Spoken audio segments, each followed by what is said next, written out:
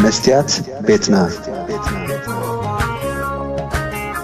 مستيات بيتنا نحكينا مثل إرتران من صغراء استفعل عليه صحفات تنقص مسلتاتن قال محتساتن حذاء بذكر اسكبر اب ان ترادوت تقرب مدبيا كفوت لساني من يزعصوني عيسجدن اني ابطاوت ملاخي قطاوخ يقنا مسلي فتحي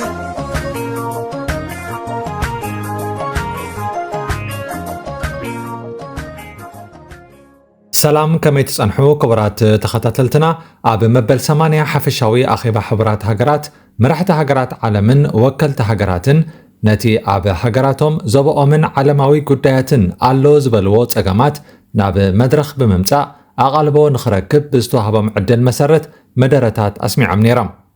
نيرترا وكيلو مدرز اسمع مينستر وصا قدايات عثمان صالح كخون كلو نيتوبيا زوكل خا بريزيدنت ايتوبيا تايه اصق سلاسي ابز اوانزي قند ፖለቲካዊ አጀንዳን ጠንቅ ምትፈናን ሃገራት ኤርትራን ኢትዮጵያን ኮይኑ ዘሎ ጉዳይ ሕቶ አፍደገ ባሕሪ ኢትዮጵያን ምጥሓስ ልኡላውነትን እዩ ነዝዓቢ መዘዝ ክኸተል ዝኽእል ፖለቲካዊ ዘይምስምማዕ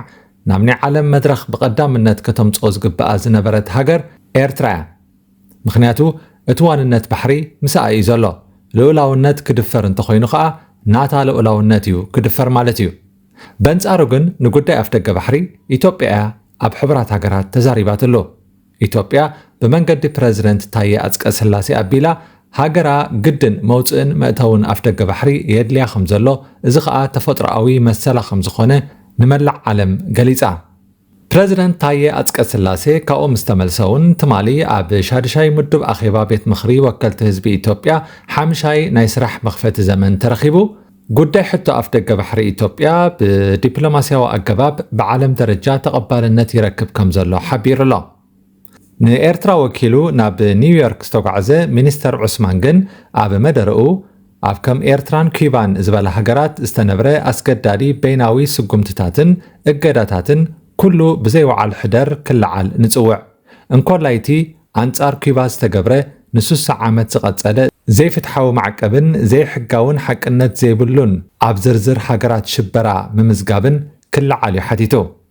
ኤርትራ ኣቐድማ ኣቢላ ኣብ ሕብራት ሃገራት ንወራር ሩስያ ኣብ ልዕሊ ዩክሬን ብምድጋፍ ድምፃ ንሩስያ ምስሃበት ንሓያሎ ሃገራትን ተዓዘብቲ ፖለቲካን ኣገሪማ ነይራ ለብዘበን ዓበይቲ ምዕራባውያን ሃገራት ከይተረፈ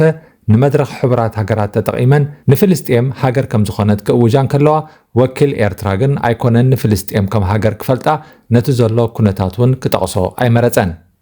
ከም ዝፍለጥ ካብ 54 ሃገራት ኣፍሪቃ ኤርትራን ካሜሮንን ጥራሕን ንሃገርነት ፍልስጤም ክሳብ ሕጂ ዘይተቐበላ ኤርትራ ኣብዚ እዋን እዚ ኣብ መድረኽ ሕብራት ሃገራት ቀንዲ ኣርእስቲ ክትገብሮ ዝነበራ ጉዳይ እንተሎ ጉዳይ ኩባን እገዳታትን ዘይኮነ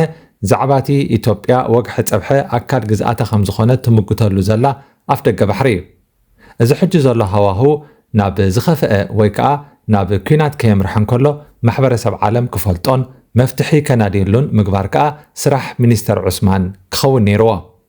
ኢትዮጵያ ከምቲ ኣቐዲምና ዝጠቐስናዮ ድሕርቲ ናይ ሕብራት ሃገራት ኣኼባ ንሕቶ ኣፍደገ ባሕሪ ዓወታት ተሓፍሰሉ ከም ዘላ እያ ትገልጽ ዘላ እዚ ኣብ ባይታ ዝጭበጥ ድዩ ዋላ ፕሮፓጋንዳ ጥራሕ እዩ ዝብል ሕቶ ንጎኒ ገዲፍና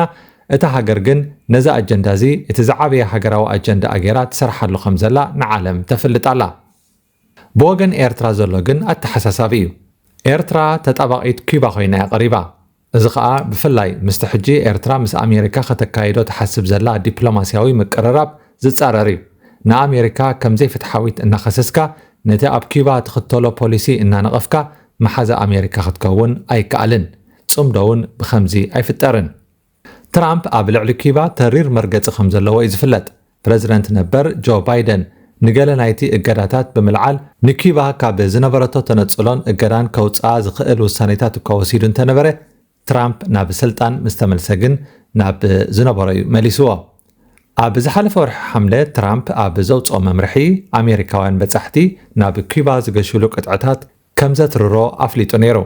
ባይደን ንኩባ ካብ መዝገብ ሽበራ ሃገራት ክትወፅእ ዘሕለፈ ውሳነ እውን ትራምፕ ምስ ተመልሰ ብኡ ንብኡ ናብቲ መዝገብ መሊስዎ ኣሜሪካን ሕብረት ኣውሮጳን ብሰንኪ ክስታት ግህሰት ሰብኣዊ መሰላት ሰራዊት ኤርትራ ኣብ ኩናት ትግራይ ከምኡውን ኣብ ውሽጢ እታ ሃገር ዝግበር ግፍዕታት ሰብኣዊ መሰላት ኣብ ልዕሊ ላዕለዎት ሓለፍቲ ፀጥታን ትካላቶምን እገዳ ከም ዘንበሩ ይዝከር። ትካላት ንግዲ ህግደፍ እውን ግዳያት እገዳ ኣሜሪካ ምዃነን ይፍለጥ። ስለዚ ኤርትራ ወይ ስርዓት ህግደፍ ምባል ይቐልል ክሳብ ሕጂ ኣብ ናይ ተበዲለ መንፈስ ኮይኑ ኣብ ምቑዛምን እገዳ ኣልዕሉለ ኢሉ ኣብ ምልማንን እዩ ዘሎ። እቲ ግዜ ግን ተቐይሩሎ። ኣካል ግዝኣትካ ንዝኾነ ኣፍ ደገ ባሕርኻ ኢትዮጵያ ብዕሊ ኣብ ሕቡራት ሃገራት ኣጀንዳ ጌራ እናተዛረበተሉ ዕሽሽ ኢልካ ምሕላፍን ብጉዳይ ኩባ ምጭናቕን ከዓ ዘየገርም ኣይኮነን። ምስ ዋና ጸሓፊ ሕቡራት ሃገራት አንቶኒዮ ጉተሬስ ክራኸብ ዕድል ዝረኸበ ሚኒስተር ዑስማን ብዛዕባ ሰላምን ጸጥታን ዞባ ቀርኒ ኣፍሪቃ ተዘራሪቡ ምንባርዎ ሓበሬታት ውድብ ይጠቅስ። ብዛዕባ ዓለማዊ ኩነታት ዝተዛረበ ሚኒስተር ዑስማን ተልእኾ ደቂ ሰባት ኣብ ዝሓድሽ ክፍለ ዘመን ኣይተዓወተን ብምባል ሕላገት ናይዚ ዘሎ ቅርፂ ምሕደራ ዓለም ዕብለላ ዝምታ ዓለቑን ጭቆናን ብምዃኑ ሓድሽ ዓለማዊ ስርዓት ክህሉ ኣለዎ ኢሉ ኣብ ስልጣን ዘለዉ ስርዓታት ኣፍሪቃ ዝተለቀሕዎ ብዙሕ ገንዘብ እናባኸኑ ዕዳ ተጻዒኖም እንከለዉ ምስሊ ገስጋስ ከርእዩ ይፍትኑ ክብል እውን ሃገሩ ካብ ብልሽውና ነፃ ከም ዝኾነት ኣምሲሉ ኣቕሪቡ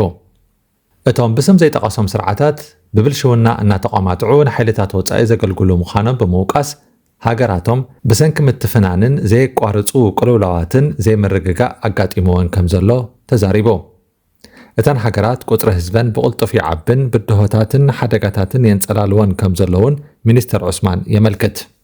ጉዳይ ሕቶ ኣፍ ደገ ባሕሪ ኢትዮጵያ ግን ኣብ መደረ ሕቡራት ሃገራት ብዙሕ ግምት ዘይተዋህቦ ግን ከዓ ዓብይ ኣጀንዳ እዩ ነይሩ። ክቡራት ተኸታተልቲ መስትያት ቤትና ንሎሚ ዘዳለናልኩም ትሕዝቶ ኣብ ዝዛዚምና ኣለና። ኣብ ቀጻሊ ብኻልእ ኣርእስቲ ክሳብ ንራኸብ ድሓን ጽንሑ።